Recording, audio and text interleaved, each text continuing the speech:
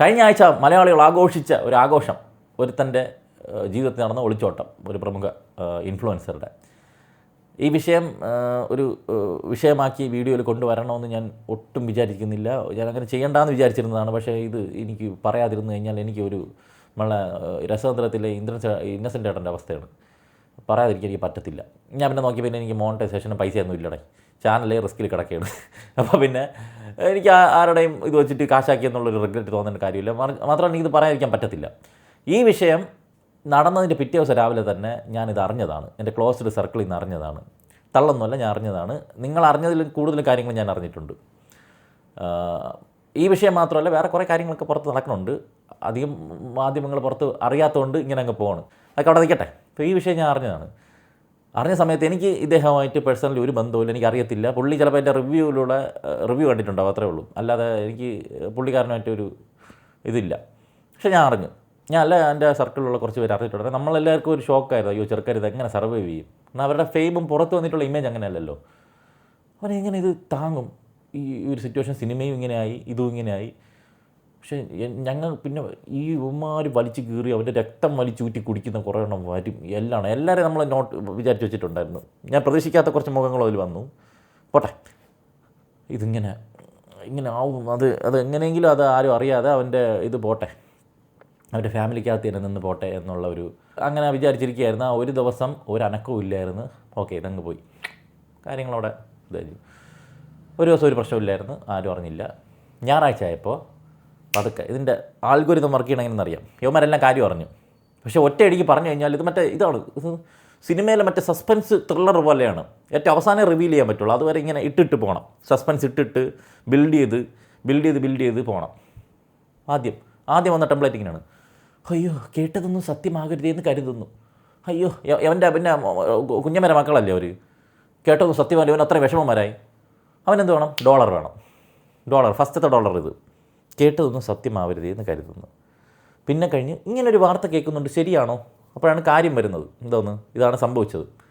കാര്യം വരുന്നത്, ഇങ്ങനൊരു വാർത്ത കേട്ടു, സത്യമാണോ? സത്യമാകരുതെന്ന് വിശ്വസിക്കുന്നു. അയ്യോ, എന്തൊരു സ്നേഹം, എന്തൊരു കരുതലാണ് അതിനൊക്കെ. ഇത് കഴിഞ്ഞ് ഓക്കെ, സംഭവം സത്യമാണ്, ശരി, കൺഫേംഡ്, ഇതാണ് സംഭവം. അപ്പോഴേക്ക് ഇറങ്ങി നമ്മളെ പടപടയെന്ന് കുറേ ഇറങ്ങി. അതിൽ ഒരു മുഖം ഉറപ്പായിട്ട് വരുമെന്ന് നമ്മളവിടെ പറഞ്ഞിട്ടുണ്ടായിരുന്നു. ആ മുഖം തന്നെ വന്നിട്ടുണ്ടായിരുന്നു. അവനാണ് ഏറ്റവും കൂടുതൽ ഇതിന് ചോര ഊറ്റി കുടിച്ച ഒരുത്തൻ. ഞാൻ എൻ്റെ പേരും ചാനലിൻ്റെ പേരും ഒന്നും പറഞ്ഞ് ഞാൻ ഇവിടെ എൻ്റെ ഓഡിയൻസിൻ്റെ ഇടയിൽ വിസിബിലിറ്റി കൊടുക്കണില്ല. വലിയ ഓഡിയൻസ് ഒന്നുമില്ല, എന്നാലും ഉള്ളവരും അറിയണ്ട. ഒരുത്തണ്ട് പണ്ട് ഇവനെന്തോ ആക്സിഡൻറ്റ് പറ്റി, ഇവനെന്തോ മുഖത്തൊക്കെ ചെറിയ ഷേപ്പ് പോയതാണ്. അപ്പോൾ അത് സർജറി ചെയ്ത് ശരിയാക്കണമെങ്കിൽ കുറച്ച് പൈസ വേണം. അതിന് വേണ്ടിയിട്ടാണ് ഈ അപരാധം പറയണമെന്നൊക്കെയാണ് ഞാൻ അറിഞ്ഞത്. ശരിയുണ്ടോ എന്ന് എനിക്ക് അറിഞ്ഞുകൂടാ. ഇവനെ മുമ്പേ നോട്ട് ചെയ്തിട്ടുള്ളതാണ്. സ്ഥിരം കാണുന്ന ഒരു തന്നെ അങ്ങനെ പോട്ടെന്നാണ് തള്ളിയിട്ടത്. ഇപ്പോൾ അശ്വന്ത് കൊക്കിൻ്റെ അന്തമട്ടഹാസം വീഡിയോയ്ക്ക് അത് പുള്ളിക്കാരെ അവനെ ഊക്കി വിടുന്നുണ്ട്. പക്ഷേ ആർക്കും ഇവനെയാണ് പറഞ്ഞത് എന്നുള്ള മനസ്സിലായിട്ടില്ല. ഇവൻ വന്ന് എന്നിട്ട് അങ്ങ് ആഘോഷിക്കുക. ഇവൻ ഫസ്റ്റ് ഇട്ട വീഡിയോ തമ്പനിൽ നോക്കണോടാ, കണ്ണിച്ചോരുള്ള ഒരുത്തന് ചെയ്യാൻ പറ്റുമോ? ഒരുത്തൻ്റെ ജീവിതം തകർന്ന് അവൻ ഇങ്ങനെ ഇരിക്കുന്ന സമയത്ത് കണ്ണിച്ചോരുള്ള ഒരുത്തന് ചെയ്യാൻ പറ്റുമോ? ഈ ആളിൻ്റെ ഭാര്യ ഒളിച്ചോടിയതിന് കാരണം ഇത്. എന്നിട്ട് ക്വസ്റ്റ്യൻ മാർക്ക്, അവന് പീരീഡ്സ് ആയിരിക്കുകയാണ്, ക്വസ്റ്റ്യൻ മാർക്ക് ഇട്ട് വയ്ക്കുക, ചുവപ്പ്. അയാളെക്കുറിച്ച് ഒളിച്ചോടിയ ഭാര്യ പറഞ്ഞത് ഇങ്ങനെ. ഇതൊക്കെ ഞാൻ ഈ പുള്ളിക്കാരെ പേര് വെച്ചിട്ടാണ് പറയുന്നത്, ഫോട്ടോയും പേരും സഹിതമൊക്കെ വെച്ചിട്ടാണ് പറയുന്നത്. ഞാൻ അത് പറയുന്നില്ല എന്നും പറഞ്ഞുകൊണ്ട് 20 മിനിറ്റ് വീഡിയോ. ഇതിലൊന്നും ഇവൻ പറയുന്നില്ല. ഇവൻ പറഞ്ഞ കാര്യം, എടാ കല്യാണം കഴിക്കാൻ കഴിവില്ലെങ്കിൽ അത് ചെയ്യാതിരിക്കുക, പെമ്പിളരുടെ ജീവിതം നശിപ്പിക്കാതിരിക്കുക. ഞാൻ ഈ കാര്യത്തിൽ ഒരിക്കലും അവളെ കുറ്റം പറയത്തില്ല. കാരണം ഇത് ഒരു സൈക്കോളജിയാണ്. ഇതൊരു തേങ്ങയല്ല കേട്ടാ. ഈ പബ്ലിക് മൊത്തം ആർക്കെതിരാവും? ഈ ഒളിച്ചോടിപ്പോയ പെണ്ണിനെതിരാവും. അപ്പോൾ ഇപ്പുറത്തുള്ള സാധനം പിടിക്കണം. അപ്പോൾ അതിനപ്പുറം എന്തോ കാര്യം ആൾക്കാരറിയാത്ത കാര്യമുണ്ട്. അതെടുത്ത് ഞാൻ പുതിയ സ്ക്രിപ്റ്റ് ബിൽഡ് ചെയ്തിടണം. അതിനടിച്ചാൽ മറ്റത് ഇവരെ എല്ലാവരും കുറ്റം പറയണത് ഒരു ടെംപ്ലേറ്റ് സാധനമായി പോകില്ലേ, എല്ലാവരും പറയാനല്ലേ. അതിൻ്റെ ഓപ്പോസിറ്റായിട്ട് ഇവനെ കുറ്റം പറയണം. അതായത് ഇവൻ ഇങ്ങനെയാണ്, കഴിവില്ലെങ്കിൽ നിനക്ക് ഇതില്ലെങ്കിൽ പോവാതിരിക്കുക. ഒരു പെൺകുട്ടിയുടെ ജീവിതം എന്നും പറഞ്ഞ് ഇടുമ്പോഴേക്ക് ഇവനെന്തോ കുഴപ്പമുണ്ടെന്നുള്ളത്. അതെന്താ ഇവൻ്റെ കുഴപ്പം? ക്വസ്റ്റ്യൻ ഇതിങ്ങനെ ഇടും. ഇവൻ വേറെ ഒന്നും പറയല്ല ഈ വീഡിയോയിൽ. അപ്പോൾ 20 മിനിറ്റ് ഇത് എന്നെ തള്ളി പിന്നെ ഇവരുടെ കല്യാണ വീഡിയോ, ഇവരുടെ റീൽ ചെയ്ത വീഡിയോ, ഇതൊക്കെ ഇട്ടിട്ട് ഇങ്ങനെ കാണിച്ച് 20 മിനിറ്റ് അവൻ വീഡിയോ ഇട്ട്. ഒരു വീഡിയോ. രണ്ടാമത്തെ വീഡിയോ ഈ CCTV വിഷ്വൽ പുറത്തായല്ലോ, വീഡിയോ പുറത്തായി, മറ്റവൻ്റെ ഫോട്ടോയും കിട്ടി, പോയവൻ്റെ ഫോട്ടോയും കിട്ടി, അവൻ്റെ ഫോട്ടോയും കിട്ടിയിട്ട് പിന്നെയും ഇത് തന്നെ. അതായത് ഞാൻ കണ്ടൊന്നുമില്ല, 16 മിനിറ്റ് വീഡിയോ. ഇവർ രണ്ടുപേരും ഇതിനെക്കുറിച്ച് റെസ്പോണ്ട് ചെയ്തിട്ടില്ല ഇതുവരെ. പക്ഷേ ഇവന് റെസ്പോൺസ് കിട്ടി 3-ാമത്തെ വീഡിയോയിൽ. ഈ പയ്യനെക്കുറിച്ച് പോയ പെൺകുട്ടിക്ക് പറയാനുള്ളത് ഇതാണ്. ലൈവിൽ വന്ന് എല്ലാം പറഞ്ഞ് എന്തൊക്കെ അടിച്ചു വിടണമെന്തോ. ഇതിലെല്ലാം അവൻ്റെ മറ്റേ പീരീഡ്സിൻ്റെ ക്വസ്റ്റ്യൻ മാർക്കുണ്ട് കേട്ടോ. ഇവൻ വെറും ഉടായിപ്പ് എന്ന് അവൾ. ഈ സത്യം നിങ്ങൾ അറിയണം. നമ്മൾ അറിഞ്ഞിട്ട് വേണം പിന്നെ അടുത്ത PSC പരീക്ഷയ്ക്ക് എഴുതാൻ വേണ്ടിയിട്ട്. എന്നിട്ട് ഇവൻ ഈ വീഡിയോയ്ക്കകത്ത് പറയുന്നത് അവൻ്റെ ഭാഗത്താണ് ശരിയെന്ന്, അവൾക്ക് ഭാഗത്ത് തെറ്റുണ്ട്, അവൾ മറ്റേ ഫാമിലി പരമായിട്ട് ഇങ്ങനെയാണോ അങ്ങനെയാണോ ഇങ്ങനെയാണെന്നുണ്ട്. ഇവ ആദ്യം പറഞ്ഞത് മറ്റേതാണേ, ഇവ ലാസ്റ്റ് ഫ്ലൈറ്റ് തിരിച്ച് ഞാൻ അറിഞ്ഞ വിഷയം ഇങ്ങനെയാണ്, എന്ത് വിഷയം, ഒരു തേങ്ങയില്ല ഇത് പറഞ്ഞിട്ട് ഇവൻ. എന്നിട്ട് ബാക്കിയുള്ളൊരു ഉപദേശിയുടെ ഏതൊരുത്തെ ഫോട്ടോ ഇട്ടിട്ട് ഇദ്ദേഹം ആത്മഹത്യ ചെയ്തെന്ന് പറഞ്ഞിട്ട് ഒരു ഫേക്ക് സ്ക്രീൻഷോട്ട് ChatGPT ഉണ്ടാക്കിയിട്ട് ഒരു പോസ്റ്റ് ഇട്ട് അവനെടുത്ത് വിചാരിക്കണം നിനക്ക് എത്ര തന്തയുണ്ടെന്നാണ് അവൻ ചോദിക്കണത്. ഇടാ അവൻ ചെയ്യണം നീ ചെയ്യണം, നമ്മൾ എന്താണ് വ്യത്യാസം? അവൻ മരിച്ചെന്ന് പറഞ്ഞിട്ടു, നീ ജീവനോടെ ഇരിക്കുമ്പോൾ അവനെ കൊല്ലുന്നു, അതല്ലേ ഉള്ളൂ വ്യത്യാസം. ഇത് ഇത്രയും കഴിഞ്ഞോടെ അവൻ്റെ ആഘോഷം കഴിഞ്ഞ് പിന്നെ അടുത്ത് റോബിൻ്റെ വിഷയം വന്ന് പിന്നെ ഇതുപോലെ ഓരോ കാര്യങ്ങളും അഭിഹിതം കുളിച്ചിതൊക്കെ പറഞ്ഞുകൊണ്ട് പോവേണം. ഇല്ല ഇവനെ കുറ്റം പറഞ്ഞിട്ട് കാര്യമില്ല. ഇവൻ്റെ ബാക്കിയുള്ള വീഡിയോയ്ക്ക് കിട്ടുന്നത് 4000, 2000, 5000 ഇങ്ങനെയൊക്കെ വ്യൂ ആണ്. ഇവൻ്റെ ഈ ഒരു വിഷയത്തിൽ ഫസ്റ്റ് വീഡിയോയ്ക്ക് 2.5 ലക്ഷം വ്യൂ, രണ്ടാമത്തേന് അറൗണ്ട് 1 lakh ഉണ്ട്, മൂന്നാമത്തേന് 74, നാലാമത്തേന് 88K, ബാക്കി എല്ലാത്തിനും താഴെയാണ്. അപ്പോൾ ഇത് ആൾക്കാർ കാണാൻ കിടക്കണോണ്ടല്ലേ ഇവ ഇടണത്, ഇവരെ പോലുള്ളവർ ഇടുന്നത്. ഇത് കാണാൻ കിടക്കുന്നുണ്ട്. ഇത് നിങ്ങൾക്ക് വേറെ എത്രയോ പേര് ക്രിയേറ്റീവായിട്ട് എന്തൊക്കെ ചെയ്യണുണ്ട്. ഈ പരദൂഷണം കണ്ടിട്ട് നിങ്ങൾക്ക് എന്താണ് കിട്ടാൻ? ഇത് കാണുന്ന ഓഡിയൻസിൻ്റെ അടുത്താണ് ഞാൻ ചോദിക്കുന്നത്. ഇപ്പോൾ ഫണ്ണി ആയിട്ടുള്ള റിയാക്ഷനും കാര്യങ്ങളും ഒക്കെയാണ് വല്ല എൻ്റെ കുടുംബത്തിൽ നടക്കുന്ന കാര്യങ്ങൾ റിയാക്ട് ചെയ്യേണ്ട കാണേണ്ട കാര്യം എന്താണ് നിങ്ങൾക്ക്? അങ്ങനെയാണെങ്കിൽ ട്രസ്റ്റഡ് ആയിട്ടുള്ള സോഴ്സിൽ നിന്ന് നിങ്ങൾക്ക് പത്രത്തിലോ അത്ര ട്രസ്റ്റഡ് ഒന്നും പറയില്ല, എന്നിരുന്നാലും ഒരു മുഖ്യധാര മാധ്യമങ്ങൾ വരുമ്പോഴേക്കും എന്തെങ്കിലും ഒരു ക്രെഡിബിലിറ്റി അവർക്കുണ്ട്. അല്ലാതെ ഇവന്മാരെ പോലത്തെ മഞ്ഞപ്പത്രങ്ങളൊക്കെ കണ്ടിട്ട് നിങ്ങൾക്ക് ഇവന്മാർ വന്നിട്ട് മറ്റുള്ളവരുടെ കുടുംബത്തിനെ കുറിച്ച് കുറ്റം പറഞ്ഞ് കാണുമ്പോൾ ഓർഗാസം കിട്ടുന്നുണ്ടോ? ആ ചിന്താഗതി അങ്ങ് മാറ്റിക്കഴിഞ്ഞാൽ ഇതൊക്കെ താനേ വേറെ അവർക്ക് ക്രിയേറ്റീവായിട്ട് എന്തെങ്കിലും പണിയെടുത്ത് ചെയ്യാൻ പറ്റുന്ന കണ്ടൻറ്റുകൾ ഉണ്ടായിക്കൊണ്ട് വരും. ഇതിപ്പോൾ നമ്മളിപ്പോൾ ഒരിടത്ത് പോയിട്ട് എടാ എനിക്ക് ഇത്ര സബ്സ്ക്രൈബേഴ്സൊക്കെ ഉണ്ട് കുഴപ്പമില്ല എന്നൊക്കെ നമ്മൾ പറയുമ്പോഴേക്കും നിനക്ക് മാത്രമല്ല അത് അവനും ഉണ്ടല്ലോ, ഇതുപോലെ വേറെ കുറേ വാണങ്ങളുണ്ടല്ലോ അവന്മാർക്കും ഉണ്ട് സബ്സ്ക്രൈബ് എന്ന് പറയുമ്പോഴേക്കും നമ്മൾ ശരി അപ്പോൾ നമ്മന്മാരെ പോലെയാണ് നമ്മൾ എന്നുള്ളൊരു സാധനം വരും ഇതിൽ.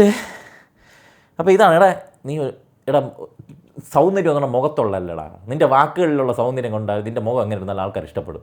പലരുടെ ശബ്ദം കൊണ്ട് മാത്രമാണ് ആൾക്കാർ സ്നേഹിക്കുന്നത്, മനസ്സിലായ? നീ ഇതിങ്ങനെ എങ്ങനെയെങ്കിലും ആക്കി വെച്ചിട്ട് നിൻ്റെ സ്വഭാവവും നിൻ്റെ സംസാരവും ഇങ്ങനെയാണെങ്കിൽ അതുകൊണ്ട് നിനക്ക് സൗന്ദര്യം കിട്ടത്തില്ല, മനസ്സിലായി? നീ ഇപ്പം വേണമെങ്കിൽ ഇത് എടുത്ത് വെച്ചിട്ട് എനിക്കെതിരെ ഒരു കണ്ടൻറ്റ് എന്നെ എടുക്കില്ല, കാരണം നമുക്കൊന്ന് ഫേസ് വാല്യൂ ഇല്ലല്ലോ, നമ്മൾ റിയാക്ട് ചെയ്തിട്ടൊന്നും വലിയ വ്യൂ ഒന്നും കിട്ടാനൊന്നും പോകില്ല, എൻ്റെ സമയം വെറുതെ പോവേ ഉള്ളൂ. പിന്നെ അപ്പം ഇതുപോലെ അടുത്തൊക്കെ ചെയ്യുമായിരിക്കും. അവൻ എന്നെ ഇങ്ങനെ പറയണം, നിനക്കെന്ത് യോഗ്യത ഉണ്ടോ, നീ സിനിമയെ കുറ്റം പറഞ്ഞാൽ ജീവിക്കണം എന്നുണ്ടെങ്കിൽ അവൻ എന്തൊക്കെ ചെയ്തുകൊണ്ട് പോട്ടെ. എനിക്ക് പക്ഷേ ഇവനെക്കുറിച്ച് 2 പറയണമെന്ന് എനിക്കുണ്ടായിരുന്നു.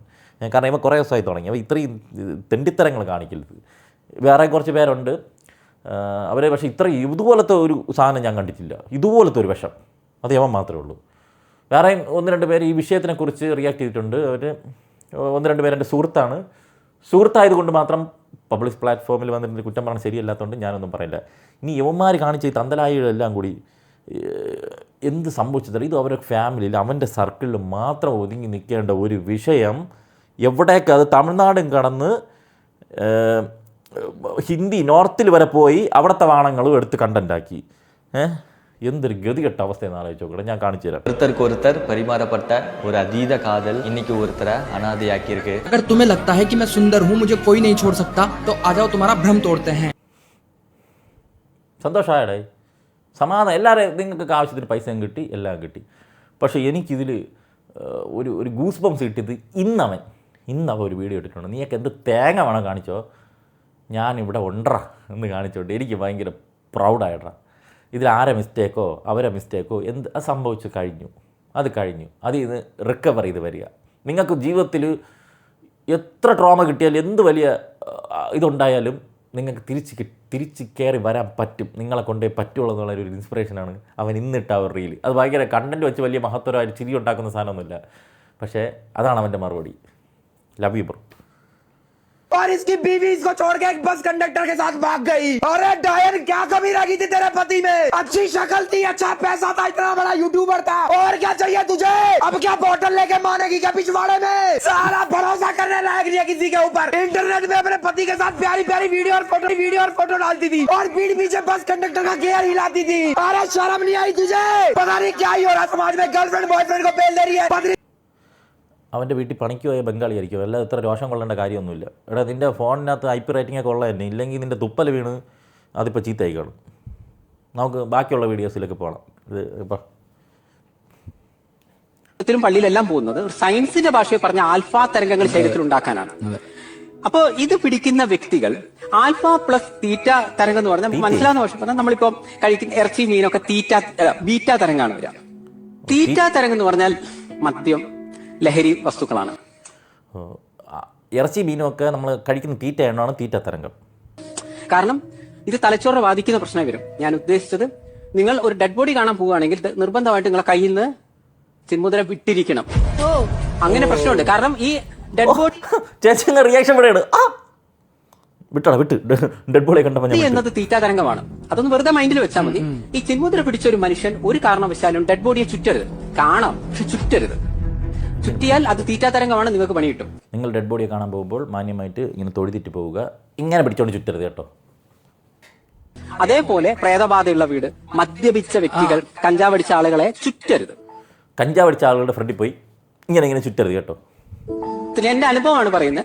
ഇത് അനുഭവമാണ്. പുള്ളി പ്രേതമുള്ള വീട്ടിലും ശവത്തിൻ്റെ അടുത്തും കഞ്ചാവ് അടിച്ച ആൾക്കാരുടെയൊക്കെ വീട്ടിൻ്റെ മുറ്റത്തും അയാളുടെ ചുറ്റുമൊക്കെ ഇങ്ങനെ നടന്നിട്ടുണ്ട്.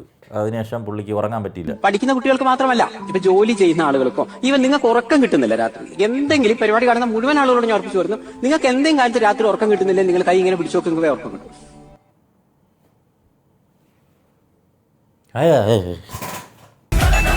ഇച്ചിരി ഉരുണ്ടിട്ട് നീണ്ടിട്ടിരിക്കുന്നതാ. ചാച്ചാന്ന് വെച്ചാൽ അടി ഉരുണ്ടിട്ടും മേലോട്ടും നീണ്ടിട്ടും.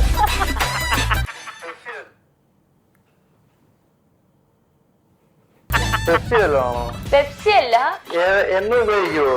ചാച്ച എന്ന് ഉപയോഗിക്കും, ഞാൻ എന്ന് ഉപയോഗിക്കത്തില്ല. കീ കാണിച്ചിട്ട് അതിൻ്റെ ലക്ഷണം പറഞ്ഞു കൊടുത്ത് പറയിപ്പിക്കാൻ നോക്കണതാണ്.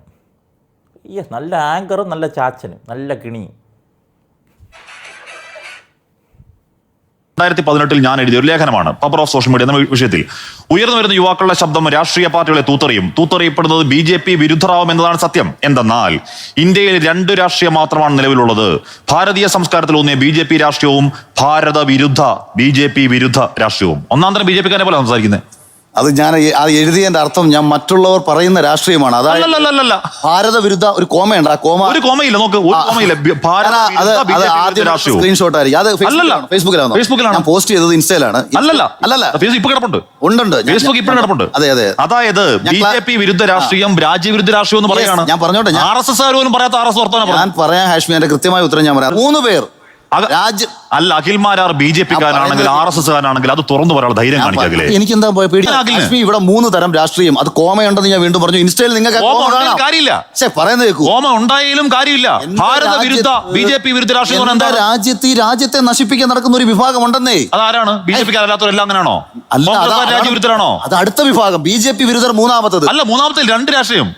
BJP വിരുദ്ധരും ഭാരത വിരുദ്ധരും. അതെന്ത് വർത്താനമാകില്ലേ? ഒന്നുകൂടെ വായിക്കുന്നു. എന്തെന്നാൽ ഇന്ത്യയിൽ 2 രാഷ്ട്രീയം മാത്രമാണ് നിലവിലുള്ളത്. 2 രാഷ്ട്രീയം. ഒന്ന് ഭാരതീയ സംസ്കാരത്തിൽ ഊന്നിയ BJP രാഷ്ട്രീയവും ഭാരത വിരുദ്ധ BJP വിരുദ്ധ രാഷ്ട്രീയവും. ഭാരത വിരുദ്ധ BJP വിരുദ്ധ രാഷ്ട്രീയം. അതായത് ഭാരത വിരുദ്ധ എന്ന് ഞാൻ പറഞ്ഞാൽ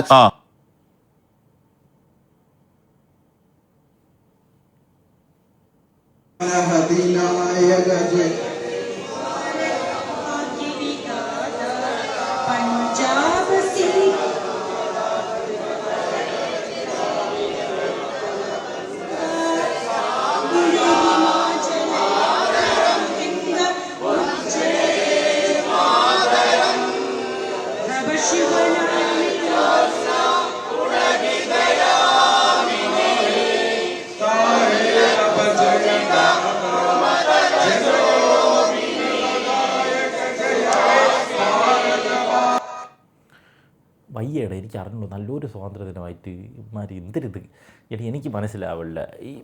ഈ ദേശീയ ഗാനമായാലും ദേശീയ ഗീതമായാലും നമ്മൾ ഒരേപോലെ നമ്മൾ ഇഷ്ടപ്പെട്ട് വളർന്നതന്നല്ലേ. അതിലിപ്പോൾ പെട്ടെന്ന് അതിൻ്റെ ഒരു വിഭാഗത്തിൻ്റെ മാത്രമായിട്ട് എങ്ങനെയാണ് മാറുന്നത്? അതിനെങ്ങനെയാണ് ഒരു ഐത്തം വന്നത്? അതിലെങ്ങനെയാണ് വർഗീയത വന്നത്? തിന്നണ ചോറിൽ ഒരു നാളെ വർഗീയത പറയൂ. വന്ദേമാരുടെ ഏറോബ എന്തൊരു വർഗീയവാദിയാണ്.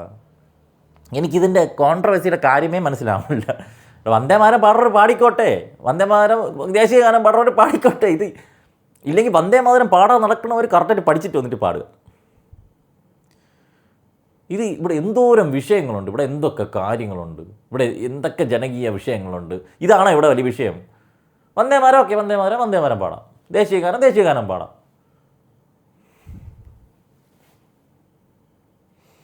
ഇനി നമുക്ക് ഇതൊക്കെ ഉള്ളി നെഗറ്റീവ്, നമുക്ക് കുറച്ച് ഫണ്ണായിട്ടുള്ള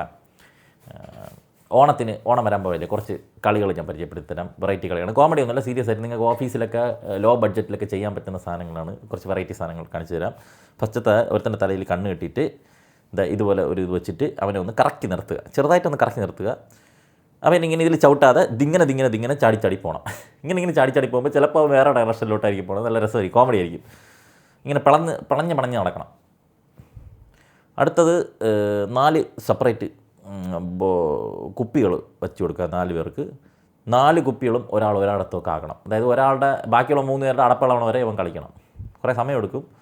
ഇങ്ങനെ വെച്ച് ഇവരുടെ സ്ഥലത്ത് ബാക്കിയെല്ലാം കൊണ്ടുവയ്ക്കുമ്പോഴേക്കും കുറേ പേര് വാൾ വെച്ച് അവിടെ കിടക്കും. പക്ഷേ ഒരുത്തൻ ജയിക്കും. നല്ല ടാസ്ക്കാണ്, ഹെവി ടാസ്ക്കാണ്. ബിഗ് ബോസിൽ ഇതിൻ്റെയൊക്കെ വേറെ വകഭേദങ്ങളൊക്കെ ഉണ്ടായിരുന്നു. പിന്നെ നമ്മളൊരു ബലൂൺ വീർപ്പിച്ച് ഇങ്ങനെ വിടുക. അപ്പോൾ ഇങ്ങനെ പോകുമ്പോഴേക്കും അത് പിടിക്കാൻ പറ്റുക എന്ന് നോക്കുക. ഇതൊക്കെ സിമ്പിൾ പരിപാടിയാണ്, പക്ഷേ കുറച്ച് ഫണ്ണി ആയിരിക്കും ഇതൊക്കെ. പിന്നെ നമ്മൾ കസേര ഇല്ലാത്തവർ കസേര കളിക്കാൻ പറ്റിയതാണ്. ഒരു പാട്ടിടുമ്പോൾ ഡാൻസ് കളിച്ച് പോവുക. പാട്ട് നിർത്തുമ്പം ഇങ്ങനെ സ്റ്റക്കായിട്ട് നിൽക്കണം. അപ്പോൾ ആരെങ്കിലും അനങ്ങി കഴിഞ്ഞാൽ അവൻ പുറത്തും. ഒരു കസേര കളി ഫ്രം മീഷോ, അതാണ് ഇത് ഉദ്ദേശിച്ചിരിക്കുന്നത്. പിന്നെ എന്തരും കസേര കളിയുടെ വേറൊരു വെർഷൻ, ഒരു കസേര എക്സ്ട്രാ ഇട്ടിട്ട് ഇങ്ങനെ പാസ് ചെയ്ത് ഇപ്പുറത്ത് വരിക. ഏറ്റവും ആദ്യം ലൈൻ ക്രോസ് ചെയ്യുന്ന ടീം ജയിക്കും. അത്യാവശ്യം വലിപ്പമൊക്കെ വേണം ഇത് ചെയ്യണമെങ്കിൽ. മറ്റേ കിടന്ന് ചുറ്റി കറങ്ങണ്ട, പക്ഷേ കുറച്ച് സ്ട്രെയിനാണ്. പിന്നെ മറ്റേ നൂലിങ്ങനെ വേറെ നൂലിൽ കെട്ടിയിട്ടിട്ട് ഇങ്ങനെ വലിക്കുക. ആദ്യം ഫുൾ നൂലും അഴിച്ചു തീരുന്നവർ ജയിക്കും. അതാണ് വേറെ ഒരെണ്ണം. ഇനി വല്ലതും ഉണ്ടോ? കഴിഞ്ഞ്. അപ്പോൾ ഇത്രയൊക്കെയാണ് ഈ ആഴ്ച പറയാനുള്ളത്. അപ്പോൾ ശരി, എല്ലാവർക്കും ഒരിക്കൽ കൂടെ